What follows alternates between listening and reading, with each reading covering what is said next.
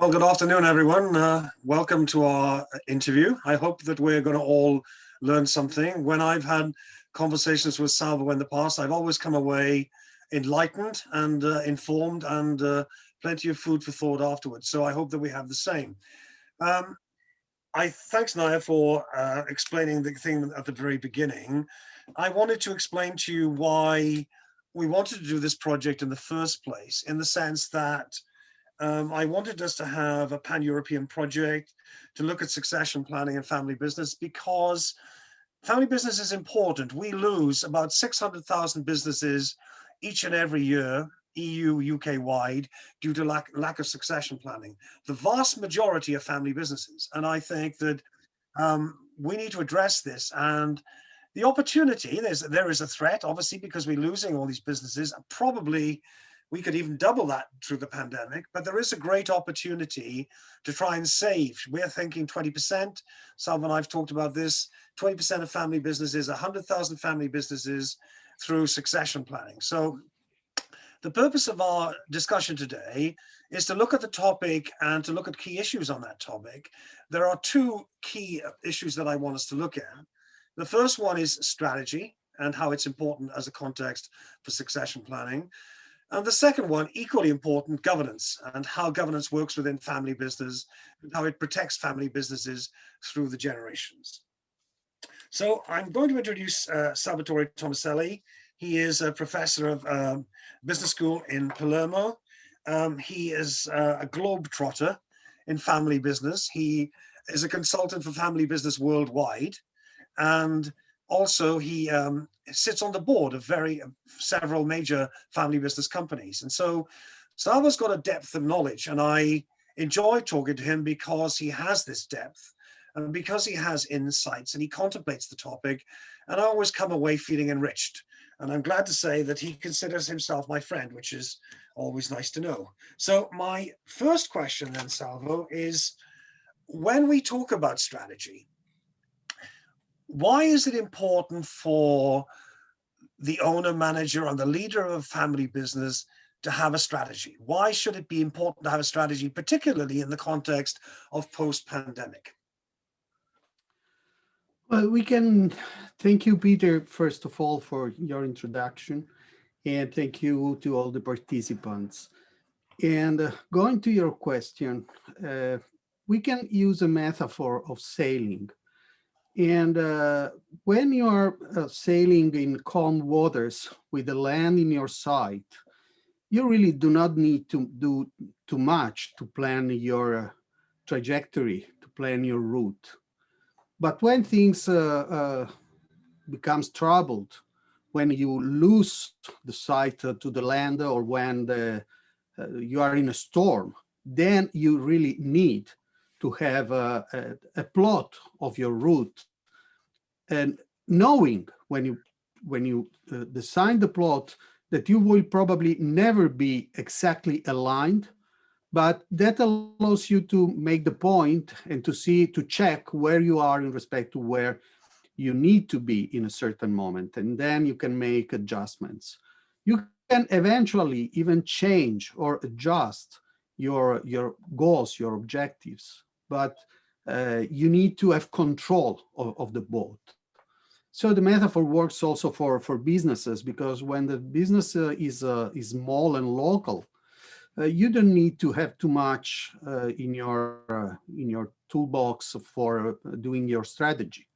But when the business becomes more complex, and any business becomes more complex in the transition from one generation to another at whatever level, and when things becomes more complex in the environment, because you face it has happened over the last decades, more and more competitive pressure, more and more innovation in technologies, more and more competition at an international level, then you need to understand better where you want to go and why you want to go there, and how you can reach the goals you want to. Okay, and I think an additional thing to that I found in practice is that if we have a strategy is written down, everybody can contribute.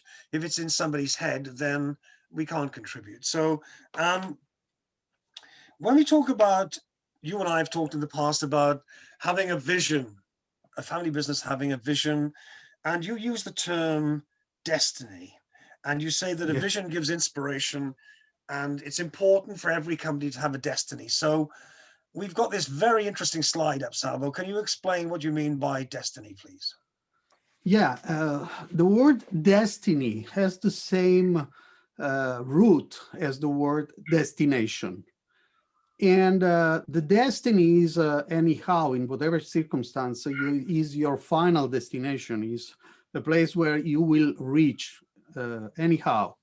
The point is whether you want your desired destination coincide with your destiny, or you want to reach your destiny by faith.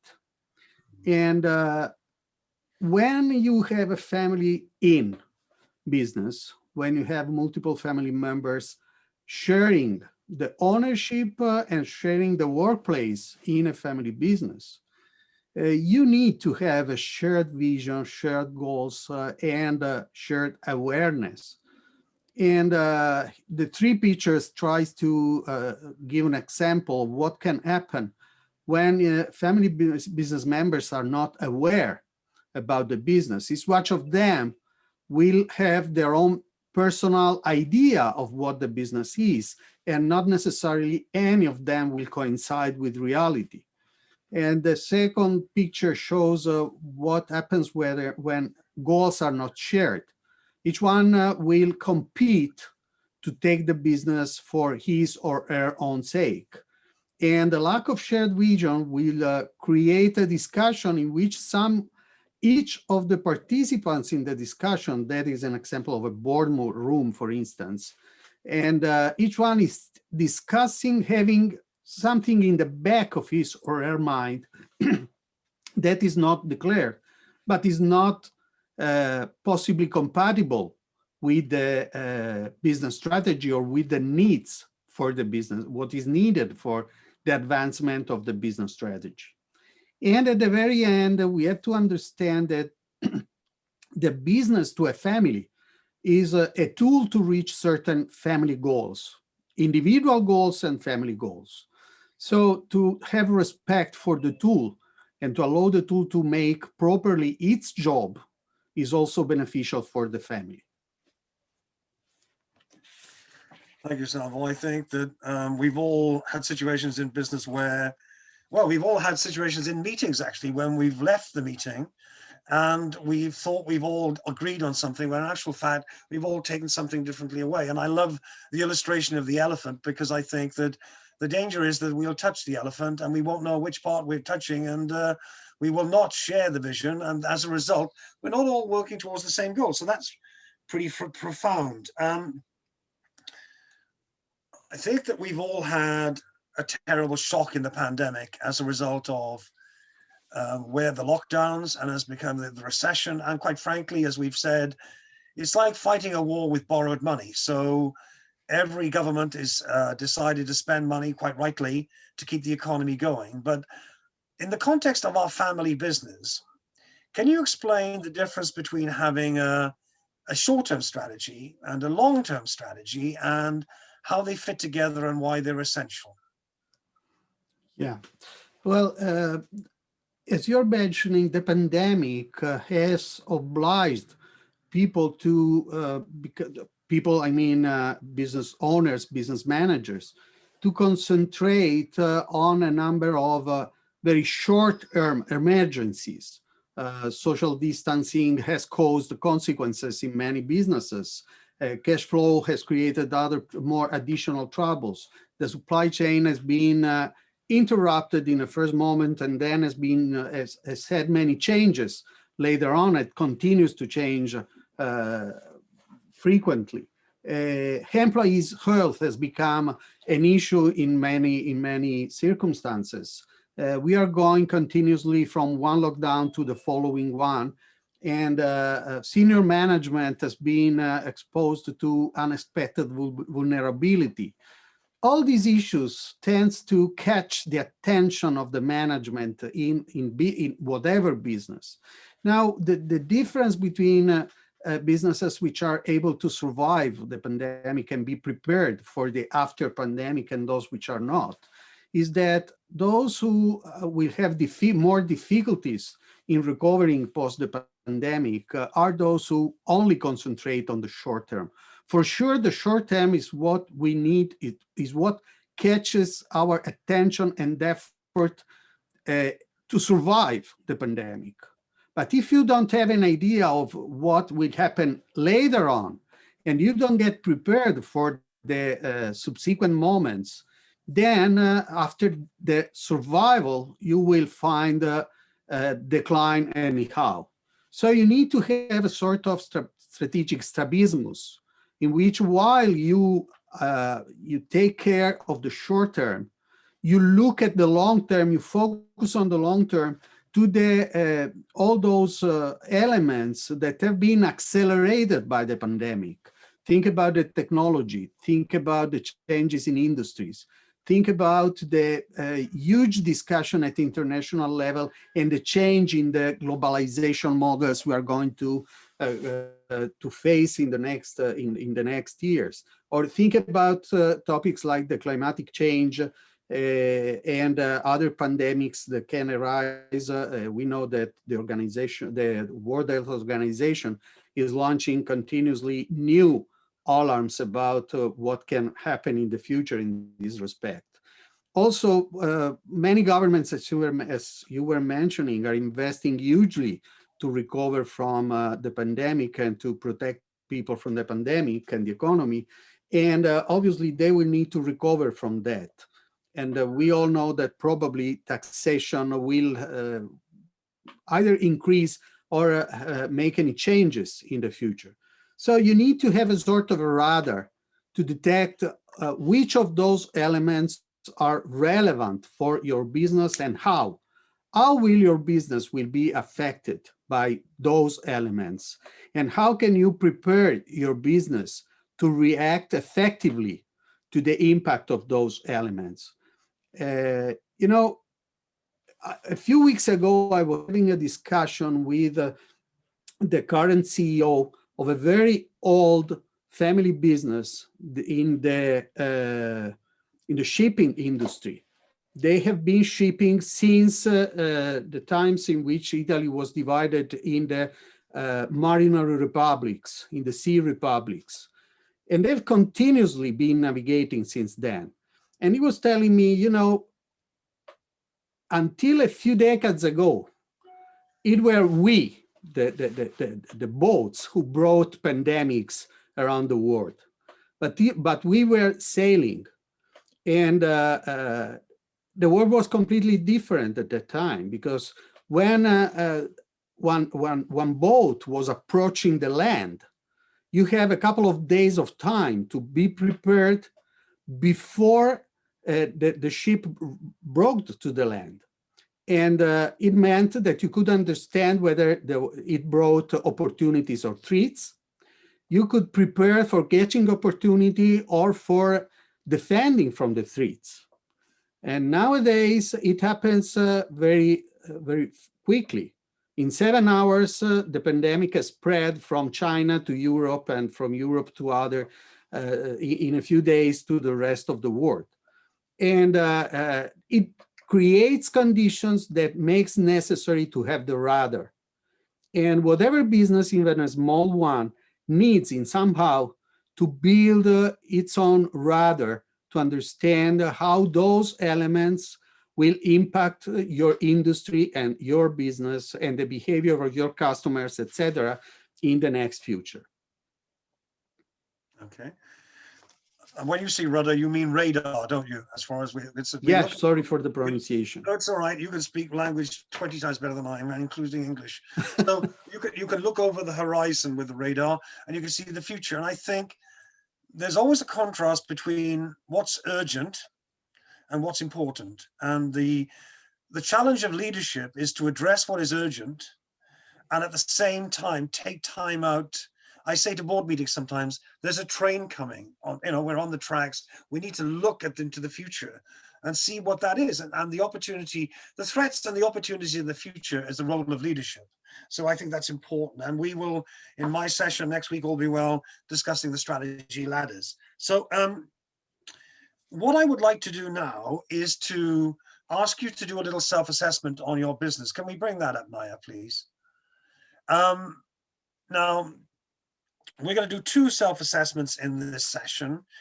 Salvo and I have constructed a handbook for leadership for succession in family business, and it's a journey to take leaders of family businesses through the process of creating their own succession strategy. As part of that, we need to look at the foundations of where you think you are now. So we would like you to do a self-assessment, and Naya will explain how you can do that and do the voting. But let me go through the questions first of all.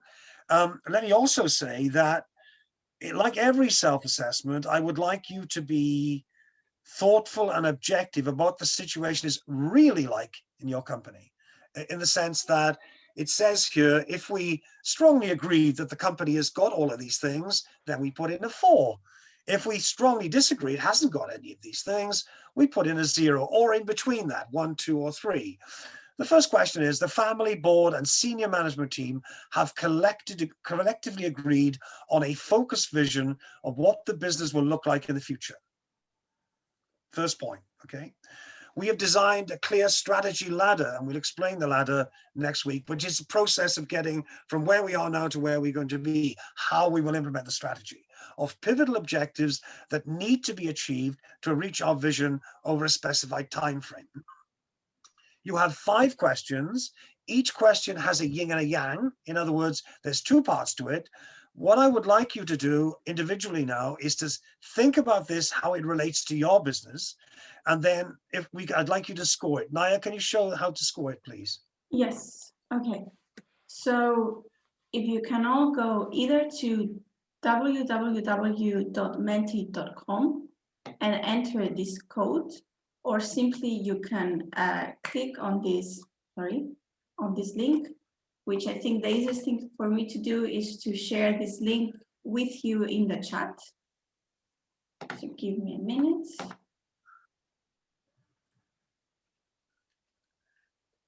What we're going to do then is we're going to look at the scoring collectively and see what us as a team think are the important issues within our enterprises as we go through. So I'm going to let you have 5 or so minutes to think about that, to read them and to score them. No, we will not know, incidentally, who scored what. So you can, I'd like you to be as honest as possible. So just let you get on with that. So I've shared the link to the self-assessment in the chat. So you can just click on it. And then I'm going to start the countdown. Right, okay. I'll give you 5 minutes. I believe you can all see my screen. So Yep, we can see it. look at the results all together in real time.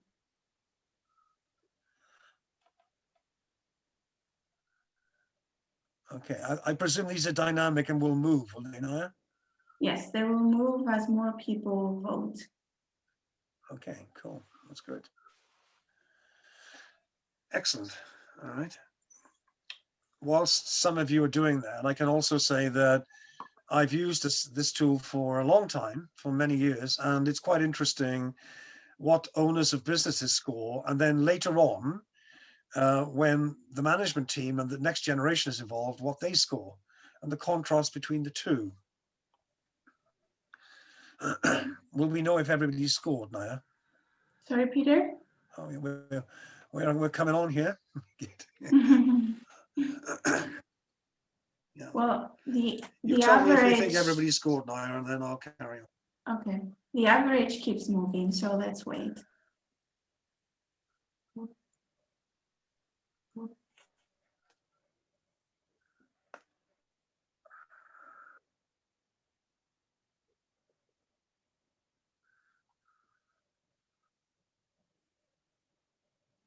And if anyone is having trouble with accessing, just let me know via chat. I can help you out.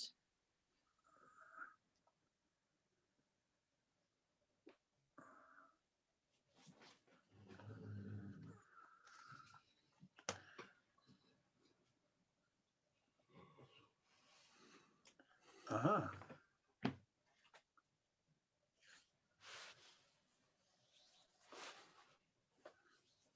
Oh, that's good.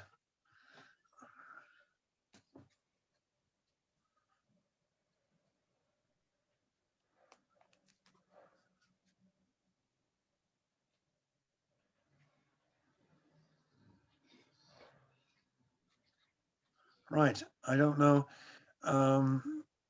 You can't tell how many people got left to vote, Naya? No, I can't tell, but I Okay. can see if the average is moving. We can give them more, half a minute more. Yeah, I think that's pretty good. We're getting an impression. Yeah, I'll take a photograph of that. Okay.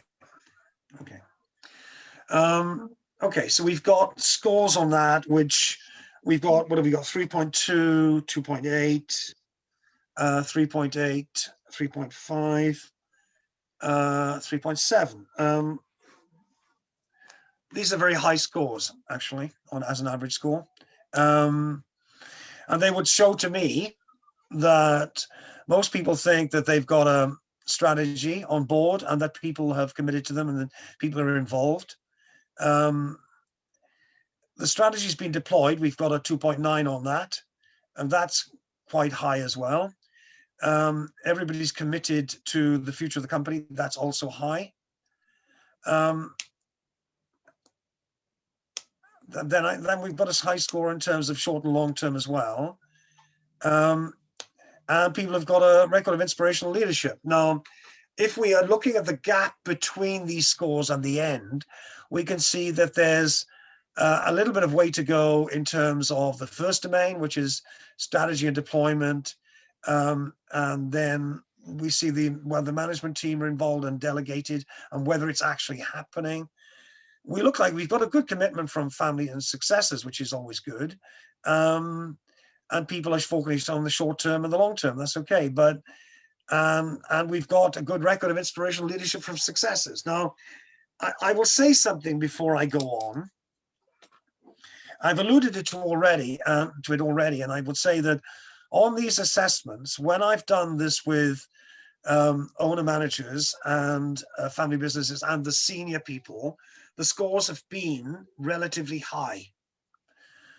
But when I've done the same thing in a separate room with the successors, the scores have been more or less low. They are in the areas of 1 through 2 through 2.5.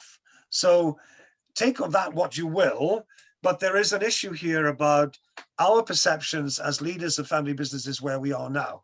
Right, okay, Naya, that's great. Have any of you got any questions you'd like to ask Salvo for the moment with regard to strategy? Has anybody got any questions they would like to ask before we go on to governance?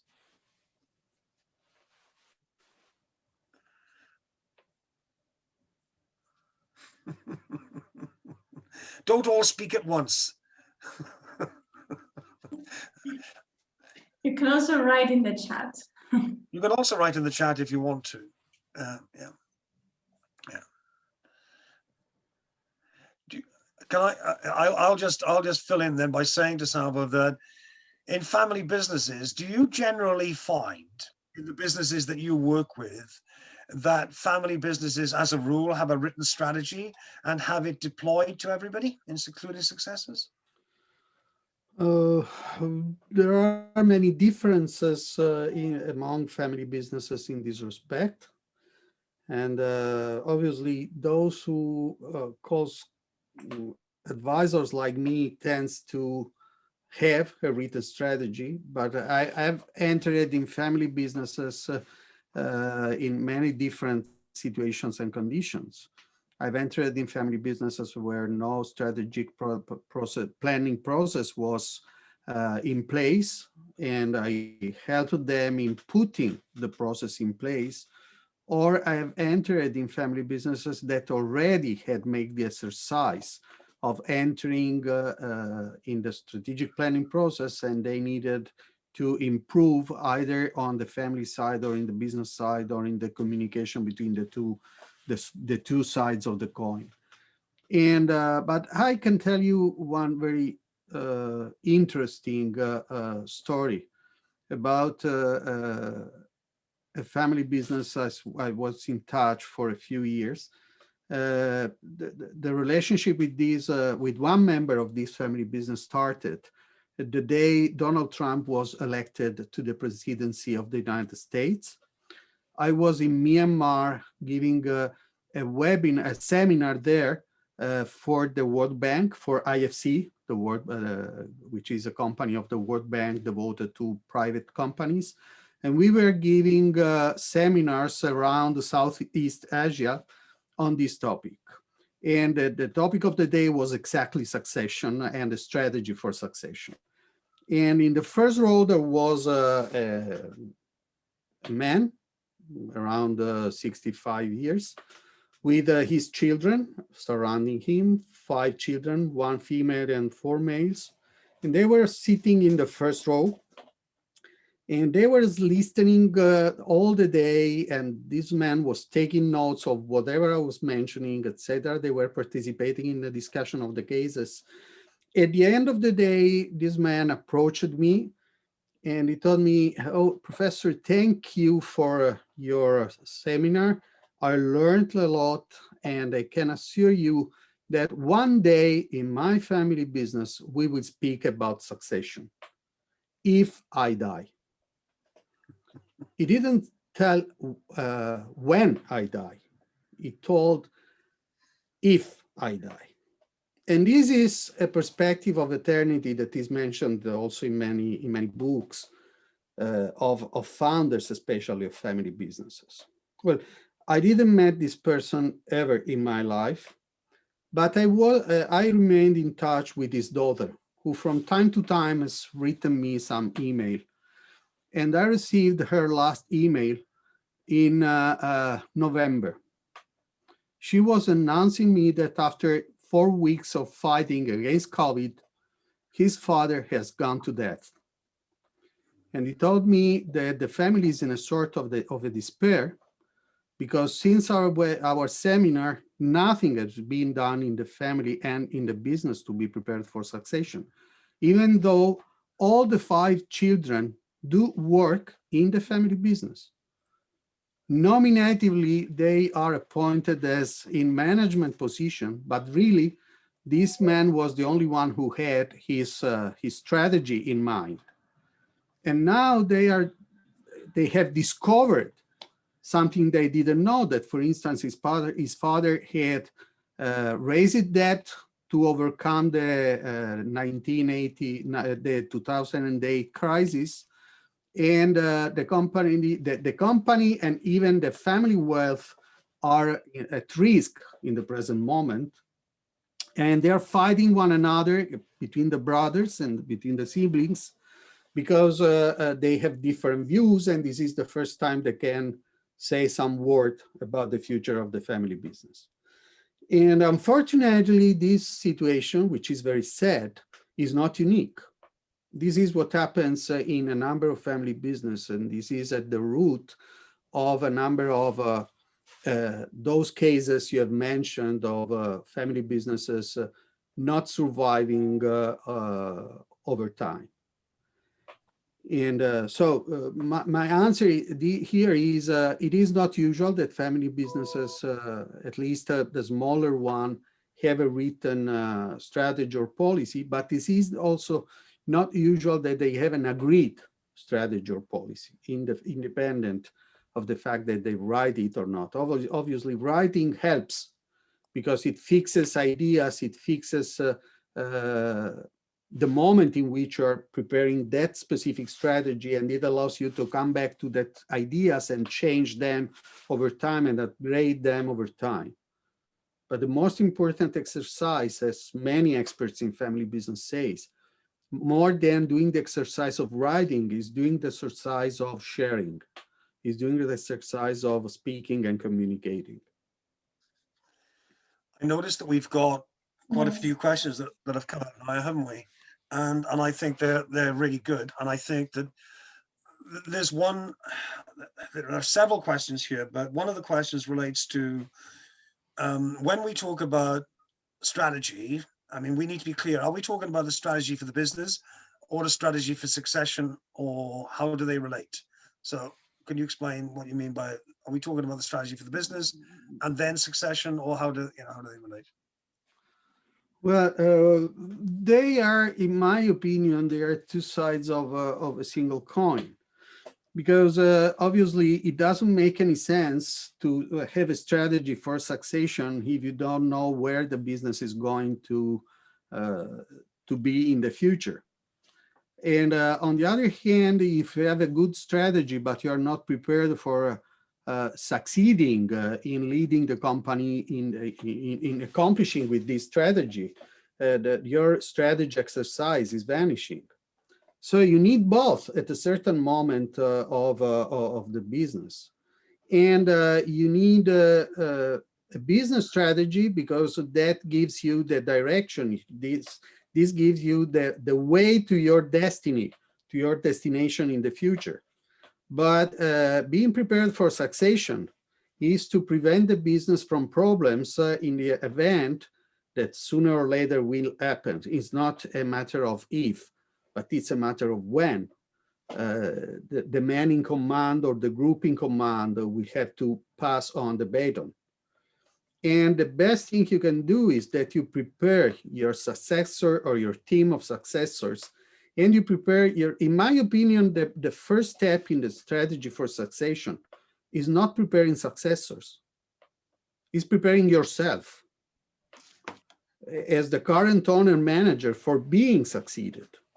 Because the main obstacles to succession I have frequently met in businesses, more than the incompetency of the successor, is the unpreparedness of the succeedee. And sometimes even the incompetence of the successor is the consequence of the unpreparedness of the succeedee. That's interesting. I mean, those are quite harsh words, but they're quite interesting in the sense that next week, when you're interviewing me, we'll be talking about the third leadership challenge of succession, which is exactly that, for leaders to prepare for succession. I think, to answer the question again, relating to the redirect question, is that you're saying that the strategy for the business is vital for the business, and the strategy for the business is the context within which we have succession. In other words, it's the opportunity for which we can understand our roles and actually develop successes in that context. I mean, we have comments here about the problem, the clarity of roles in succession. And we also have the problems of the emotional involvement with problems in the business, which in fact, we might address in the second part of our discussion, which is on governance. Have you got anything else to say on those? Well, no, we can discuss. I'm going through some of the questions that are there, but they can be well handled in the context of governance. So just one clarification. Once again, there is one, Silvia Gonzalez, who is asking, do you mean having a strategy, knowing who will be the successor? This is one of the elements of the strategy. But for instance, we tend to continue to think in terms of individual succession. I mean, there is going to be one successor. It is not necessarily what is going to happen, especially with the millennials generation, or even more with the Z generation in the future, because they are more skeptical about the idea of one man in command or one woman in command, one human being in command. They tend to have more models of sharing responsibilities, and that immediately recalls us the idea of governance. How do you prepare the business and persons for collective management rather than individual top management positions? Right. I think what I would like to do, because several of you have raised issues which I think, are very important issues and directly relate to governance. And I also can say that some of you raised issues which hopefully I will address next week in terms of how do we select and develop successors from the talent pool. But in terms of governance now, which I think addresses a lot of the issues that some of you've raised, and I think if we discuss this governance issue with Salvo right now, and at the end of that, I think then we can have more of an open discussion and take back some of these questions you've raised and collect the two things together, strategy and governance and the context and so on. So if I move on to governance then, Salvo, in an earlier conversation that you and I have had, one of the profound comments that you've made, which have made me smile, is that you've referred to the dark side of family business, which makes me think of Darth Vader and so on. But what do you mean by this term of the dark side, and how does governance help solve the issues with regard to relationships and clarities of role and so on that we've had in the questions? Well, I refer to the dark side of family businesses simply because the family side is the less addressed is the less addressed side in the discussion in some family businesses. It's easier to speak about the business. It's more difficult to speak about family issues, especially in when you have large and extended families. And one of the reasons is that whereas the business is hierarchical in its nature, an enlarged business is not. An enlarged business is a sort of federation of sovereignties. Each nuclear family is a sort of a reign. Probably up to a certain moment of its life, it has a sort of hierarchical structures, with the parents being at the top and the children being at the bottom of this hierarchical structure. But this is the maximum level of structure you accept in a family. Once you get married and you build your own nuclear family, you will not accept intrusions in your family.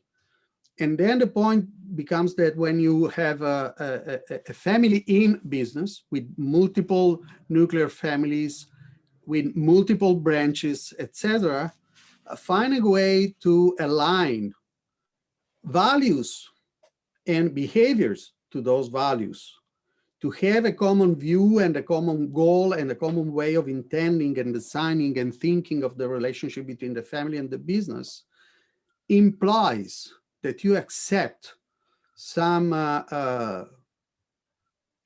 limitation to your nuclear family sovereignty. You need to accept that some of the rules you have to apply are at the service of something which is bigger than the interest or the perspective of your nuclear family. But this is not for free. I mean, if you think about the effort that the top management of listed companies do in handling the relationship with their shareholders. 3 or 4 years ago, I was having a conversation with the CEO of a bank that was raising a huge increase of their equity, and they were going to the market for that increase. That was a listed company, and they needed to make a big deal in that respect. And he was traveling every single week in a different continent to meet investors, to meet the financial community, to explain them the plan of their business, etc. And that was to justify to the eyes of those investors the reason why they should invest in that business. With the family, we frequently forget about the importance of the fact that we are not managing, after the first generation, when you could say eventually, here I am managing my own wealth, my own equity. And starting from the second generation, when you have multiple family members who have invested their money in the business, even though that has been inherited, but they could have inherited cash instead of shares. And you as as a manager need to be respectful of those investors, because you wouldn't have your job if they hadn't let you do that job. So it's important that you build a structure in which you educate family members, in which you offer information to family members, in which you offer voice to family members, and in the proper moment you ask for vote to family members. And it is also important that you educate family members to understand what is the difference between having right to information, having right to be listened to your voice, and having right for vote. If you don't educate family members to that, they will be confused and they will ask for vote on something they should be simply informed, or vice versa. So the structure of a good governance structure, independent from the laws, the specific law of the country. We know that different countries have different laws that allows different structures, etc. But whatever the legal structure of governance should be facilitated by the governance structure is that the family is intended as a communitas of people, as a community of people with family members which are united and committed to the family business. And I will be back on this respect about what united I mean by united, who intend the transfer of ownership as a responsibility, as a privilege, but also as a responsibility towards the business itself, its stakeholders other than family members and the subsequent generations. And they intend power as service more than as a stage for their brilliant personality, to say. And to get that, you need to create structures that facilitate a positive interaction between those four variables you find at the right side of the slide. Is a mix of knowledge, will, trust and confidence, and love that creates the condition for family members performing what I call good acts of freedom that forge this unity and commitment. Unity doesn't mean conformism. Unity doesn't mean that you cannot disagree, doesn't mean that you cannot even have conflicts, but it means that you handle those conflicts properly and address those conflicts in the proper side, with the proper means, with the proper language and the proper attitude to overcome the problem and not to be, how to say, blocked, paralyzed in the conflict itself. My mind goes back to a previous webinar that we had when Colin spoke about governance, and he talked about the 4 rooms. But in the past, you in a conversation, you refers to 2 rooms of the boardroom and the bedroom. What do you mean by that? What do you mean by the This boardroom comes and the bedroom? from a colleague from Argentina, who used to say that whereas a non-family business has the boardroom, which is the most important room, in a family business, you have at least 2 rooms, which are the boardroom and the bedroom. And a number of decisions are strongly influenced from what happens in the bedroom. Then if you think about an extended family and you think about how many bedrooms you can have there, I find it very important. I think it is very important that you find a way to connect those bedrooms in a common dialogue rather than having separated discussions in any of those rooms to then bring the result of those discussions to the boardroom. So you need to find a way to align family members to have those issues come up, emerge in a common room, in a common place. Yeah, so you're saying that we cannot overinvest in good communication within the family. And I think one of the other earlier questions is relevant about roles. So in the governance role, we'll know who has a voice and who has a vote, but everybody's Yes. opinion is welcome. So I think that's really important. Now we've had one question that's come up on my screen, which I think we need to look at in a minute, the difference between governance and strategy. But if I keep on this in a minute in terms of governance, point of succession. Why do you think it is at succession that, bearing in mind that you've said about the strategic context, right, for the business, bearing in mind you've talked about governance structures and how important they are, but it seems even without these contexts, everything's okay, and you've referred to this poor gentleman who died suddenly, as in fact, we don't know how long, many days we have, but why do you think at the point of succession, we have this crisis and we have so many businesses fail? But in some cases, this is because of ignorance, like the case I was mentioning from Myanmar. That is a typical case of ignorance, unawareness. These family members are not prepared to handle the business after the founder. Even though some of them has been working in the business for years, they are not prepared for the leadership of that business. And you need to accurately prepare for the succession at the 3 levels. You have to be prepared for succession at the business level, but you also have to prepare with care succession at the family level to make the family be participating in the proper moment to the process of choosing, preparing, and raising the successor or the successors, and also to be prepared for having sound discussions once succession has happened. And you have not to forget that the ownership structure will also influence the way that the business will succeed or not in the future. So this is one of the reasons, in my opinion. Another point is a number of situations deteriorate from what can be considered a sort of cognitive conflict, which is conflict on goals or on processes to reach the goals, into relational conflicts. And they become relational conflicts, in my opinion, when those goal conflicts or process conflicts are not properly addressed for a long time. Then, in the context of family businesses, at least.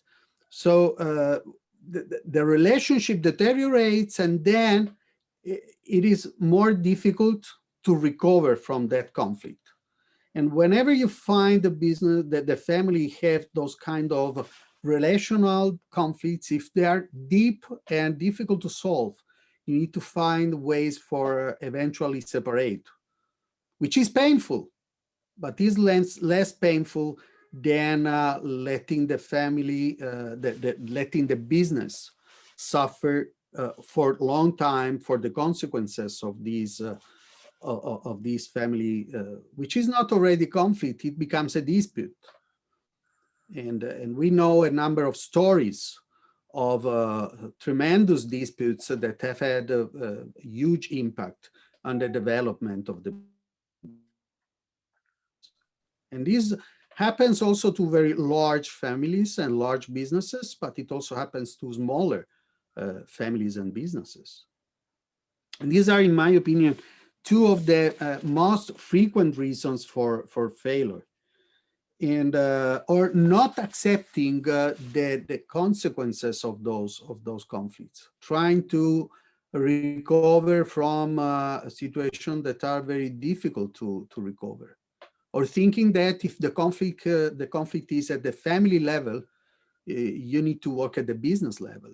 It will not work. You can have the most brilliant business, but unless you decide that you will forget of being a family business and you will lead the business as if it were not belonging to a family, then the family will sooner or later have some revenge in somehow on the business. So I'm seeing that in one of the the questions in the chat, there is is intended that I think that there should be some balance between individual and business needs in somehow. Well, yes, and I think that you have to add a third dimension, which is the family as a collective entity. You need to understand, you need to know the segments of your family, and you need to understand what are the benefits for those segments to belong to this business. In this respect, there are two fundamental questions I frequently ask with families with which I start working. And one of them is, so what is the reason why one member of the next generation of this family should consider rational to invest his or her wealth in equity in this business?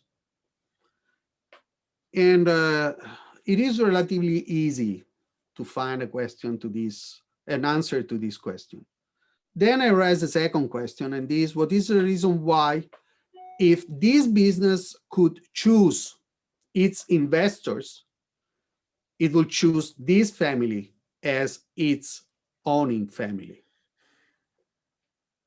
Which is also important, because you need to be proud as a shareholder of being a shareholder of this business, but at a certain point you need to understand that your business should feel proud of belonging to your family as a business. And that is the perfect balance between the two words. That's interesting, Salvo, because I've learned a lot when we've had a chat on this in the past, and we've got the two fields. We've got the business side, we've got the family side, and the governance brings it together. And I think one comment that Joe, our colleague from Malta, said in one of our previous webinars is that when the current owner is there, he or she has the respect of the family and can actually pull people together and make decisions. But one day that person will not be there.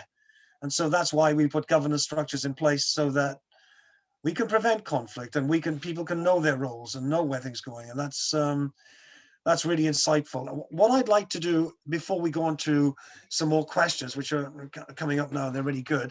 Can we put the next self-assessment up then, Naya, please? Right, now this one is a self-assessment on governance itself.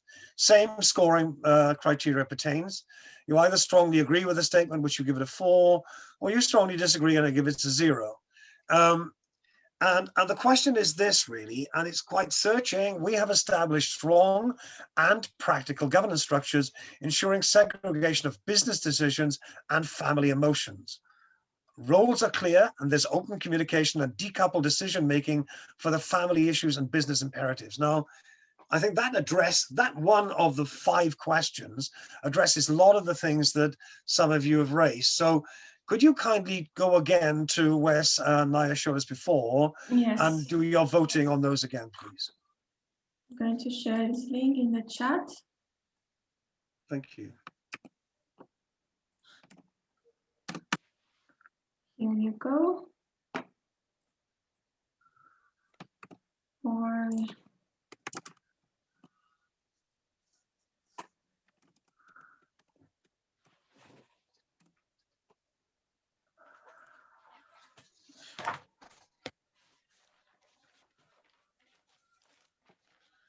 Let's see what the scoring on this is then. Yes, I'm starting the countdown. Thank you.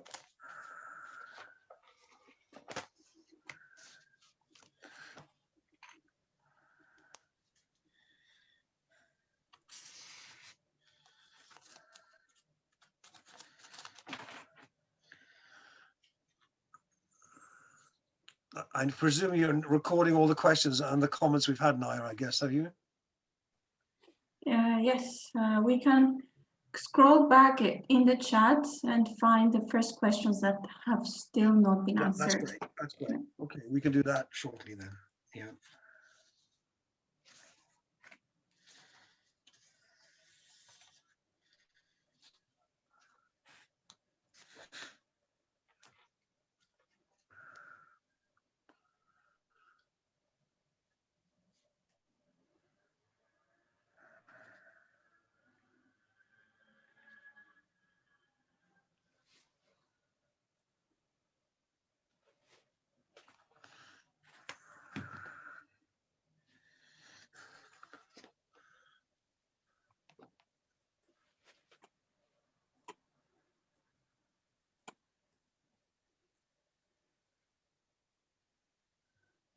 I can see that we have 16 responses, but there's 50 people in the meeting, so we can wait a bit more. Well, it's not compulsory. We don't have to vote if we No, don't want of to. course not. Let's But wait I mean, another minute. the interesting thing about succession planning as a topic, of course, is that it's a very confidential subject, and but I can assure you that this particular scoring is based on, we're not recording or anything. We just got the scoring, and we don't know who's scoring what. So that's important, really.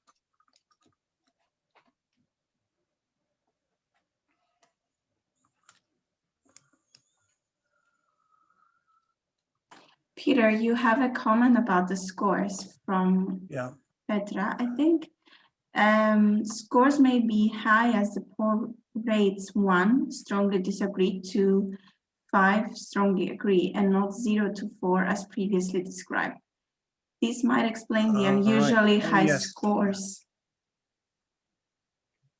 Yeah, well, I can't go behind the motives, but that's a good question, as a politician would say. Let's address that as the first question in the Q&A session, then, shall we? Yes. We've got a score of 1 through 5 on this, have we, Naya?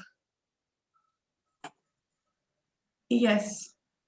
So yeah, unfortunately, the middle answer just to is tell everybody, we are designing an app and a self-assessment that links to our succession handbook and the shared learning network I'll allude to in the future.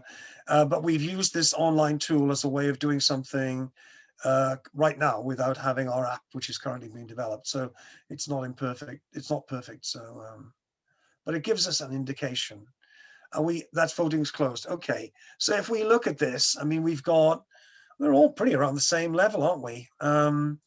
So we've got a few things in place, but we've got other things to do. And all I reiterate from both the self-assessments is the fact that what we're trying to do is to say, individually, and in this case, collectively, how much work do we have to get this sorted out? Now, do you want to take some of the questions that we've had? I mean, I've got one question that I know that came on the screen, which I think is somebody, I can't remember the colleague who actually mentioned this, but he says, can you tell the difference between strategy and governance? Can you say that, Salvo, or have you any comments on that? Yeah, well, strategy is the route, is defining where you want to go and why, how you want to go there, what you will need in terms of resources, both tangible and intangible, to reach your goal, and how long will it take to reach your goal in your plans. Whereas governance is defining the structure of the crew that has to lead and the relationship between those who are on board and those who are controlling from outside, and those who are giving directions or advice from outside, and defining the roles that each one has to have in the journey. So the governance is defining who is going to be in what position in the business, who is going to be in what position in the family, and how are you going to coordinate between the two sides. If you don't do that, the risk is that each family member will interact with the business his or her own way. And I can tell an example of a business I've been working with in Indonesia, where you have a very different governance structure law than in Europe, etc. But the issue there was that the family is pretty large, with more than 50 family members in the subsequent generation. This was a third generation family business, very large. The company was very large, was a multi-business company. And they had used it to give access to some resources of the business from each family member. That was almost controllable in the previous generation, when only 5 or 6 family members were interacting with the business. But then, and for instance, they were used to, as family members, they were used to call one of the secretaries in the business to plan for their private jobs or to have maintenance support in their private houses, etc. So the spouse was calling the husband's secretary or the wife's secretary saying, oh, you know, I need to organize my trip, etc. And later on, secretaries started a bit complaining about the fact that they didn't know whether they had to make their job for the person who they reported in the business or for the family. And during the process, they decided to establish a family office. Then they said, well, you know, family office is frequently intended as something that has to deal with the family investments. So we don't want to do that in the present moment. What we want is a family secretariat. And they put a structure to assist family members in their private issues. And they charged family members for the service. They accepted to receive a charge for that. They were paying for the services. They were paying for whatever, but it was clarified the non-interference of family members with the business while preserving a benefit for family members who were not working in the business in their relationship with the family business. So it's all about, it's an example of how do you establish the proper room for family issues and for business issues in the context of a large family business. And you have to understand that even though you don't necessarily reach those very large numbers, things are not less complicated when you have 4 family members with their own nuclear families and their descendants. If you multiply by 3, that number in a couple of generations, you reach large numbers. So the governance is the structure that describes how you are going to handle the relationship between family members on the one side, business issues on the other side, and the coordination between the two. That's great. I mean, I'm before we can take other questions, but somebody has mentioned, which I think is an interesting topic, and it's something that I'm going to discuss next week in my presentation, which is the danger of nepotism and people being in roles beyond their capability, and how does one avoid that? I mean, the bottom line is that they're family members, and so there are expectations with regard to inheritance and in wealth, and there's expectation with regard to position. But how does one avoid, and I know I'll be covering this next week in terms of selecting and developing successors, but how would you say, in the context of good strategy and governance, how do we address that topic of nepotism? I think that governance Gandhi and said, strategy. one of the 7 sorry, Salvo. Excuse me. No, please. I remember Gandhi said one of the 7 deadly sins is wealth without work. So yeah, in fact. And what I would say is that having a strategy which also makes clear what are the resources, and competence is a clear resource. Competence is a basic resource to reach your goal. And you have a governance structure in the family where you have a forum for discussion, where you have a forum for education. It is easier that faulty nepotism is defeated. Because I go back to the idea of ignorance. You were inviting me to express before. The reason why you get driven by blind nepotism is ignorance and unawareness about the consequences of that blind nepotism. Because if you are sufficiently educated to understand the consequences of your action, you will understand what the consequences, even for your nephew, will be the negative consequences of blind nepotism. And if you, as the uh, as the involved person are individually unable to see those aspects, the fact of being in a room where other people will raise their voice, will express their opinion, will invite you to consider things from a different perspective. And at the very end, it will not be your individual decisions, but there will be a vote, will help in reducing the risk of that blind nepotism. I'd like to The open main this up. risk, in my opinion, is not involving family members, is not making family members professionals in their relationship with the business. And the primary responsibility of a family governance structure is to make each family member a professional, aware family business owner, first of all. And I'll just say this before we go on to other questions, that I think that, well, others have said that leadership cannot be taught, but it can be learnt.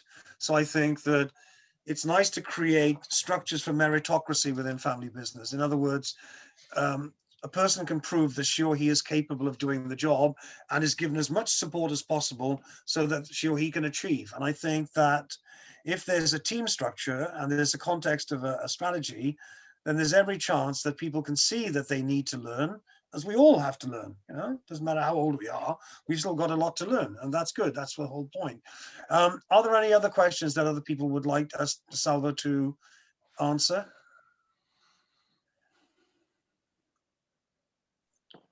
Shall I go back and read some of the comments we've had from the Would you beginning? mind, Naya, please? I'm afraid I don't have some of the other ones, so if you could kindly do that. Okay, so we've had some comments in the beginning from Fedra about the emotional aspect, which is the most difficult issue to handle, as when there is a disagreement, some members might take it personally and cannot see clearly based on valid arguments why we disagree. For instance, effective communication, coordination, and clarity of job roles, comprehending each other's role rather than artificial harmony is key. Yeah, would you like to I comment? absolutely agree. I mean, when I was mentioning unity, I explicitly said that this doesn't mean conformism or artificial harmony. You can you can align your vision through conflict, but the point is that you need to educate family members to exactly prevent what Fedra was mentioning about taking it on a personal level. But this is something that depends on the way you learn how to communicate in the family. You need to prepare to educate, and this is part of the governance responsibility, to educate family member to properly deal with disagreements, to properly express disagreements, to properly react to disagreements, to properly address confrontation without making it litigation. I think that's really important, but there is another question that's come up, which I think is really directly relevant to this: the involvement of the third generation, and what happens when you have. We've talked about the boardroom and the bedroom, but you have a third generation family member who has equity stake or maybe even a role in the company, and the husband and wife would want to express their opinion. How do we handle that situation where the person is not directly a shareholder, but is the spouse of a shareholder? Well, you have to never forget that in addition to being the spouse of a shareholder, this person is also one of the two parents of one of the fourth or more of the fourth generation family members. And this person will have a strong influence on how these next generation family members will think about the family. So the discussion about spouses need to be addressed very consciously, very cautiously, and very thoughtfully in whatever extended family in business. The easier way, and I have invited people to follow that way for years, is to take them apart. It's very easy to think, don't open the family business to in-laws.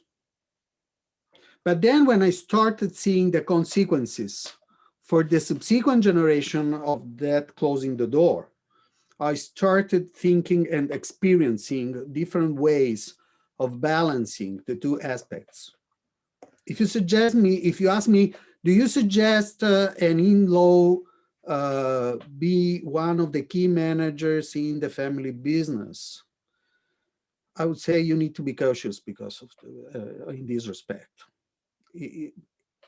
You can find good managers in the market without compromising your family relationships in this respect. On the other hand, what I have experienced is that if those in-laws don't feel part of your family, they will transfer that not feeling part of your family to their children.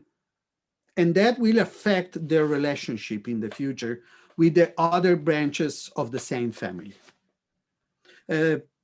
Last week, I was having a board meeting with a Spanish family in which I sit in the board. This business has been founded by two brothers, and then they put two more brothers on board.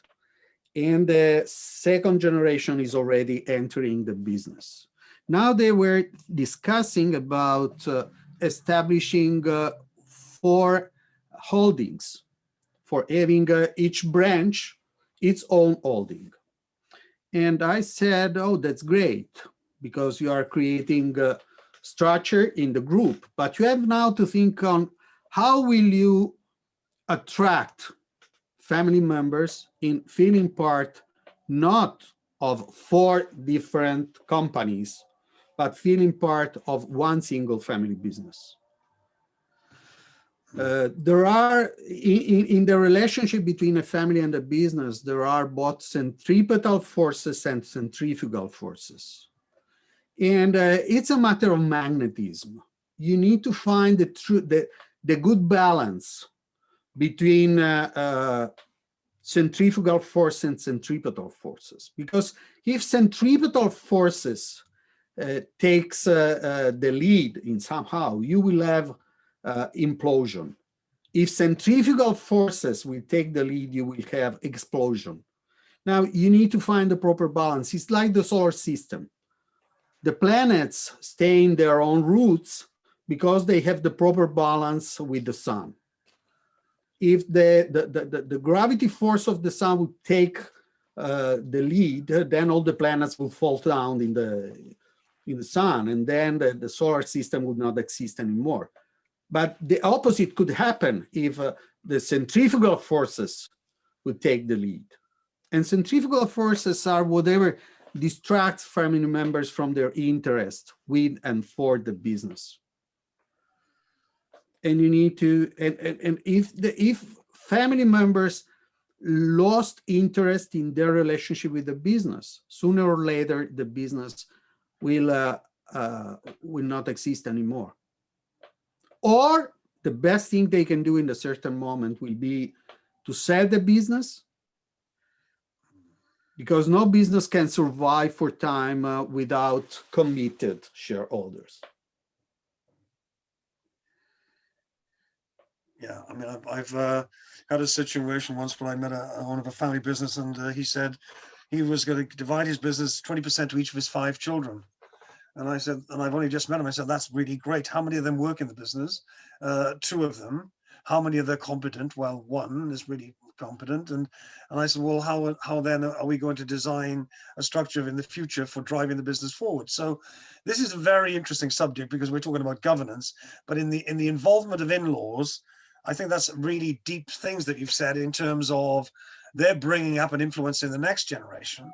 So they need to be involved. They need to have a voice, but they don't need to have a vote. Is there anybody else who would like to ask Salvo a question now, or can we take another one from Nias? Does anybody want to speak at the moment about asking a question? Well, that's an overwhelming situation. Don't all speak at once. Can we have a look at the questions that we've got on the chat, Naya? Have we got another one there? Yeah, we have some comments. One comment was about strategy. Maybe Peter, not some of the participants, but some of our partners could eventually say something if they want. Absolutely. I'd be happy to have some contribution from some other partner of our consortium. There is a new comment actually now. What about the opposite? Members who do not want to develop a career in the company business want to be part of it somehow? That's a good question, isn't it? It's a very good question. Because I mean, there is a situation, Salvo, I've had where children have told me that they won't tell their dad they don't want to work in the business because they might be disinherited, but when he's dead, they want to leave the business and sell their shares. So what will we do about children who want to have a career outside the business? Well,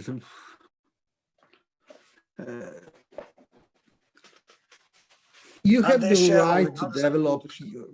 I think that each family member has the right to develop his or her career wherever he or she wants. And the point is to be educated, to differentiate between being a shareholder and being a manager in the business.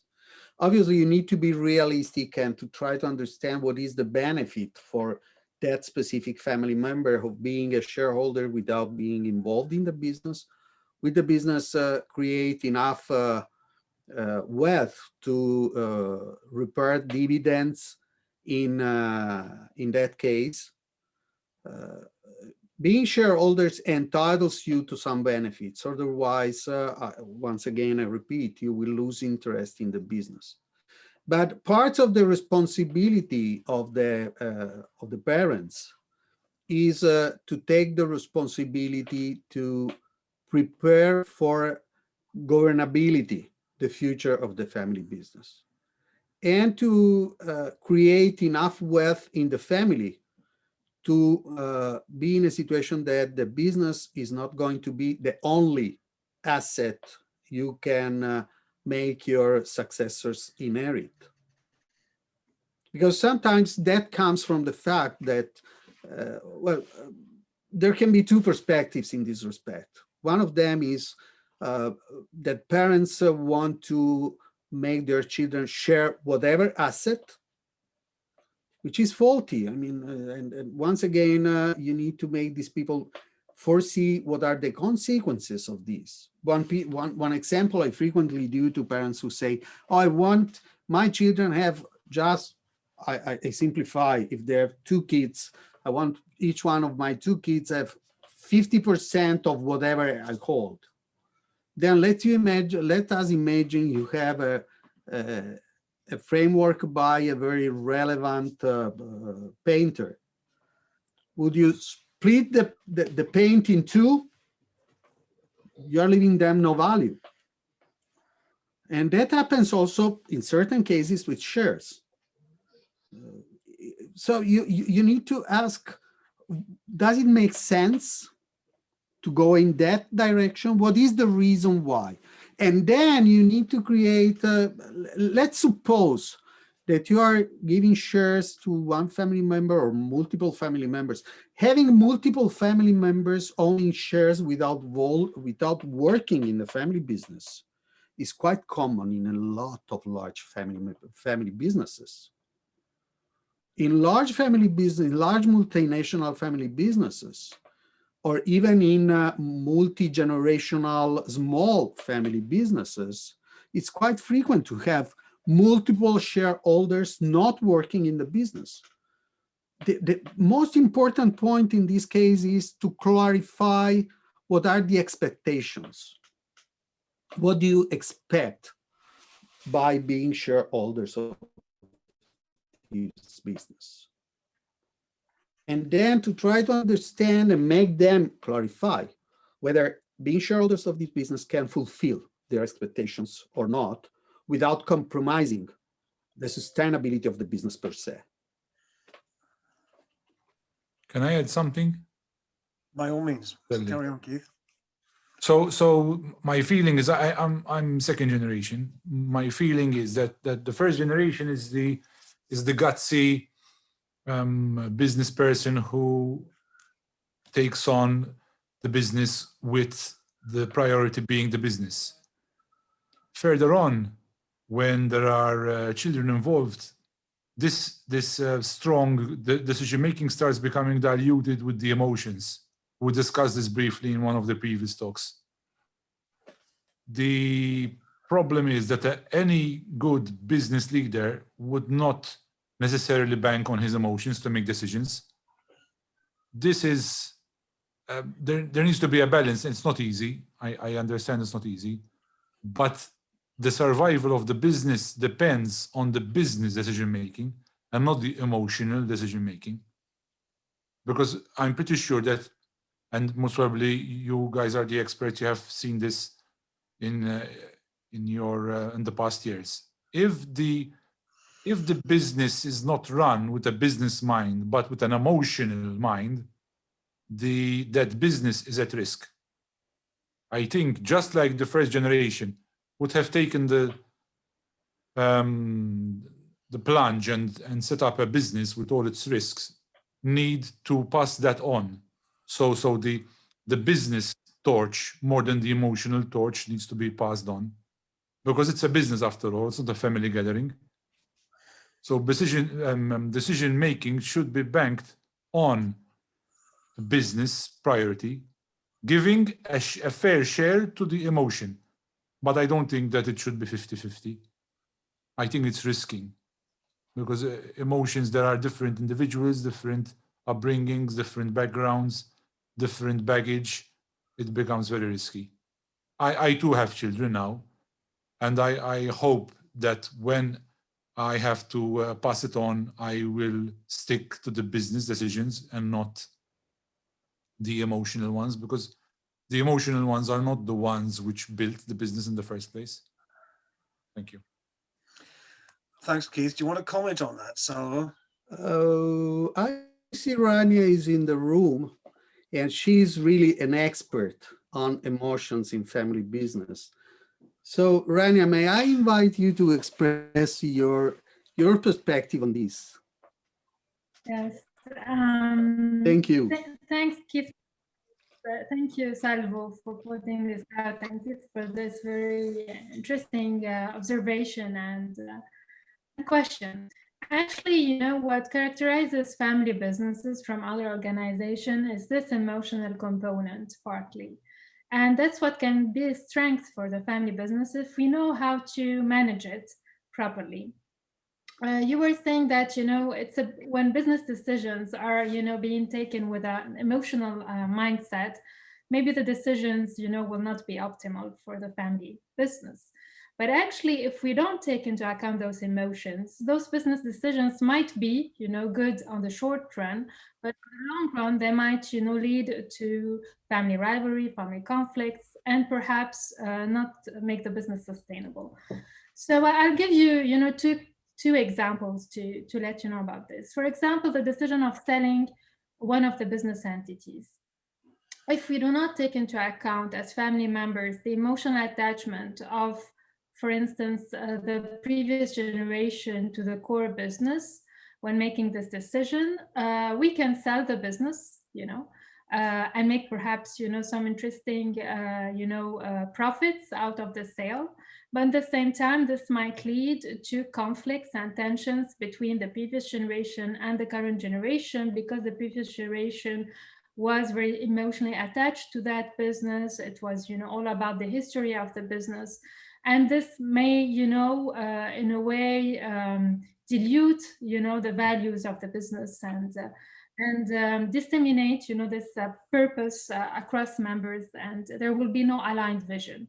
So for instance, making the decision to sell a business entity needs to take into account the emotion that some family members might feel regarding those businesses, and to what extent that they will feel regret upon the sale of this decision or not.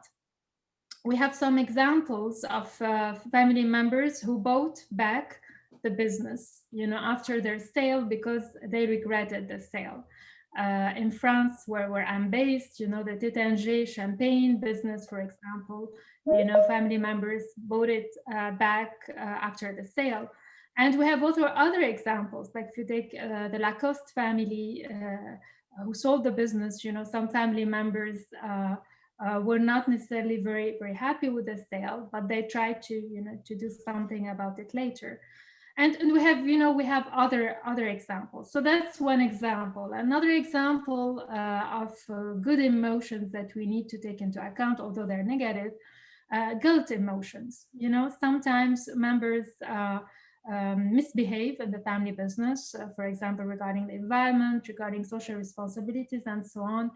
And if some other family members feel guilty regarding those misbehaviors, they might take actions to compensate for those behaviors and improve the reputation of the business. So taking again into account, guilty feelings might be good for the business on the longer run. All this keeps to say that, it's important to identify and address emotional dimensions while making family business decisions. But finding a balance. You were saying it's maybe not 50-50, not 50% emotions, 50% rational.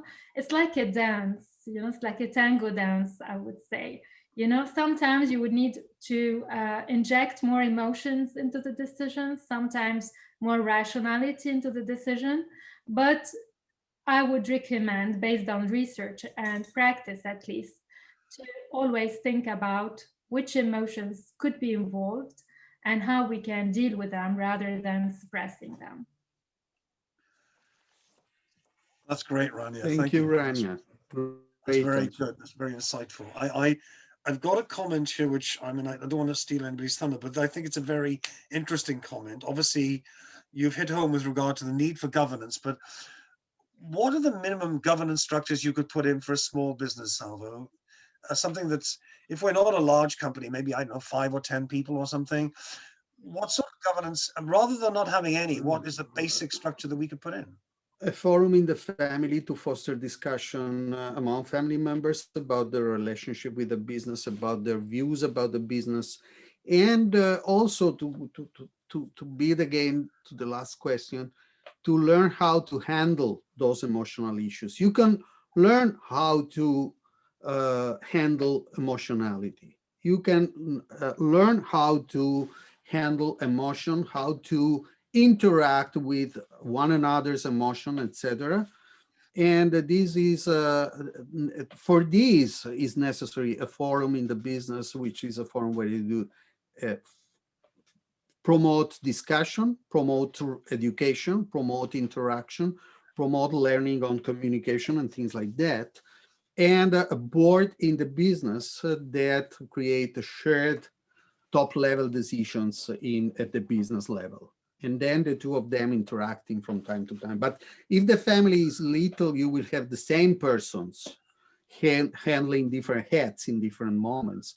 But learning the discipline of thinking under different hats is helpful in a family business. But what about a facility? What if you have an extremely strong leader who's quite fearful, and there are a few, and as a result of that, people do not open up in discussion? Is it good to have, what I'm asking, is it good to have a structure, i.e. a regular meeting every quarter or something, and possibly an external facilitator? Or, I mean, yes, it is, absolutely. So you think having external facilitators can help a lot in this respect, because it helps in somehow putting some brake for the exuberant owner manager. you're speaking about, and it helps also the other family members to express their opinions. And sometimes he can create the conditions to make them express their opinions without fearing about the reaction of the exuberant owner, manager, or founder. We're having a lot of interesting questions here, and I'm wondering which one to take first. But there's but we need to establish what is the moment we are going to an end, because we have to be respectful of the time of people, and we promised that it was until 5. Okay, in that case, it's right. Okay, so what we can do is we can save these questions for another session. We can save the questions for the next session. We can eventually even react in written to some of the questions. And I repeat, I don't want to stop the discussion, which is very interesting, but I think that we need to respect the time we promised to people. Perfectly right. It's a good job you're the chairperson of this event, Salvo. No. Because we need one next time. Right, okay. I think that we've created a lot of interest here. I think that it does lead on to our discussion next week. So I'll invite you to our interview, in which case Salvatore is going to interview me, and we're going to be discussing the structures for succession planning as a one-stop approach, and how do we select and develop successors, and how do values guide the business. So I just want to say thank you very much for Salvo for all the work that you've done. Thank you for Maya for hosting it.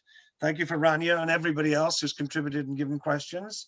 And we are going to create a shared learning network for those of you who wish to follow on from these webinars. And if you're interested, then you can say your interest in Naya. And this shared learning network is to take you through to design your own succession plan. So thank you everybody for joining. And I hope you enjoyed it, and hopefully see you next week. Thank you.